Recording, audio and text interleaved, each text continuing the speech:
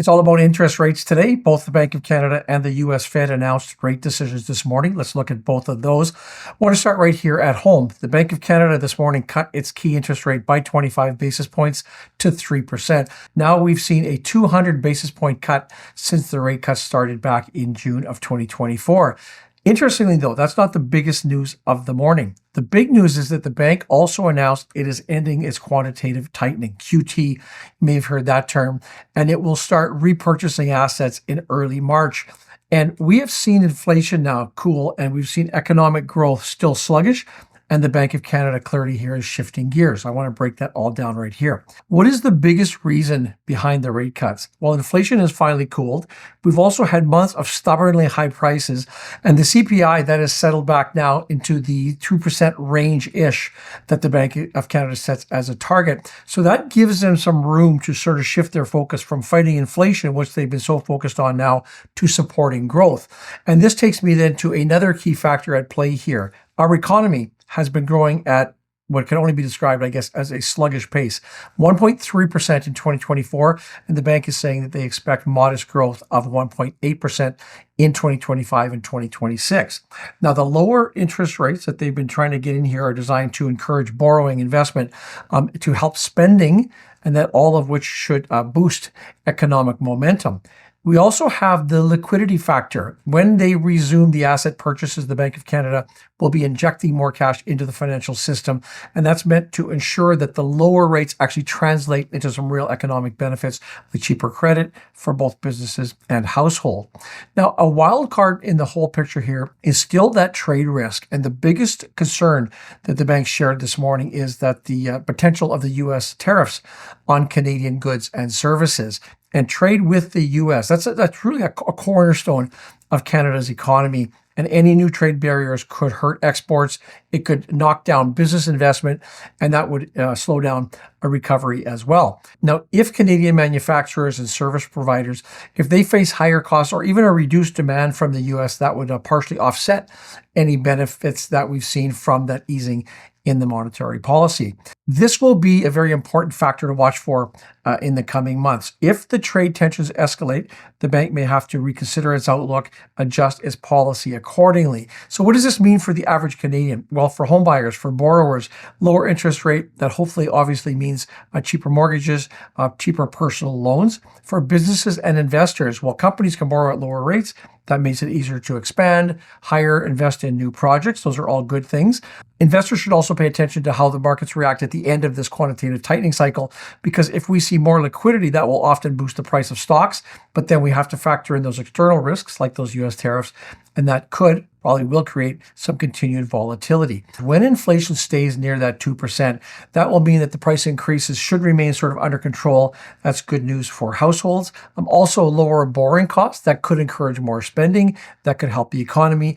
But of course, we always have to watch off. Too much demand could push inflation back up, and that's the last thing we want to see here. So what's next? Are we going to see more cuts, or are we going to see a pause? Well, today's rate cuts, this raises to me an important question. Will the Bank of Canada cut rates further, or is this the last one for now? On one hand, I see inflation. If it stays low, growth remains weak, then the Bank of Canada probably will continue cutting rates in the coming months. There's a lot of analysts right now that are predicting another 25 to 50 basis point cuts by the mid-2025. Now, on the other hand, if inflation does pick up again, that's always that risk out there, then we could see the bank pause, reassess before it makes any further moves. Probably goes without saying that the next few months are going to be critical in figuring out the direction of monetary policy. So my final thoughts on this, on Canada at least. This decision to me is a significant shift in the economic policy. We all remember those aggressive rate hikes that we saw in 2022, 2023 to fight inflation. While the Bank of Canada now, clearly they've shifted that over to easing mode. That's good news for borrowers, good news for our businesses, but we're not necessarily out of the woods yet. My question will be, are these rate cuts enough? Are they too much? Let me know what your thoughts are in the comments. Now, I want to shift over or down to the U.S. because the Federal Reserve also had their piece to say this morning. For now, they decided that they're going to hold interest rates steady at 4.25 to 4.5%. And that came as no surprise to anyone. That's pretty much exactly what most analysts were expecting. I think the odds were close to 95% or 97% that that would be the case. So no big surprise there. What's really interesting here is why the Fed is slowing down on these rate cuts after they made 3 consecutive cuts in 2024, and that brought the rates down by a full percentage point. So let's have a look at what is behind that decision. When we look back over the past year, the Fed, as these central banks always have to do, they've really been walking a tightrope. They have been trying to cool inflation, but not so much that they crash the economy. And according to the statement that they made this morning, they believe that the economy is still growing at a solid pace. That means that from their perspective, there's no urgent need, at least, to cut rates further just yet. But what is keeping them cautious? We'll look at 3 key factors. First off, the job market remains pretty strong. The Fed pointed out that unemployment has stabilized at low levels. The labor market is holding up quite well. In December, the unemployment rate fell to 4.1%. That's down from 4.2% that we saw in November. Now, over the last 6 months or so, it's been pretty steady. So this suggests that businesses are still hiring, wages are growing, and consumer spending certainly hasn't fallen off a cliff quite yet. Now, inflation is still a concern. Inflation has cooled from its peak, but no doubt that it does remain somewhat elevated according to the Fed. Now, we have seen a nice decline through to September, but it's been a slow, steady climb back up since then. So this means that the central bank isn't ready to declare victory quite yet. If they cut rates too soon, that could risk inflation flaring back up just like it does here in Canada. The Fed also made it clear this morning that the future is uncertain. They're watching both sides of their dual mandate. So remember, their mandate is to keep employment as high as possible and yet keep inflation at a manageable level. So there's always that balancing act there. The trillion-dollar question right now is, will the Fed cut rates again in 2025?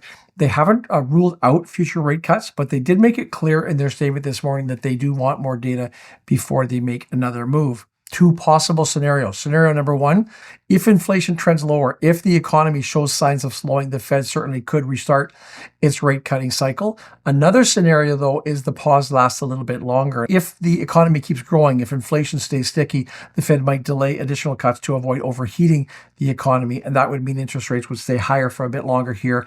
That could impact everything from home buying to corporate investments. It could spread across the entire economy.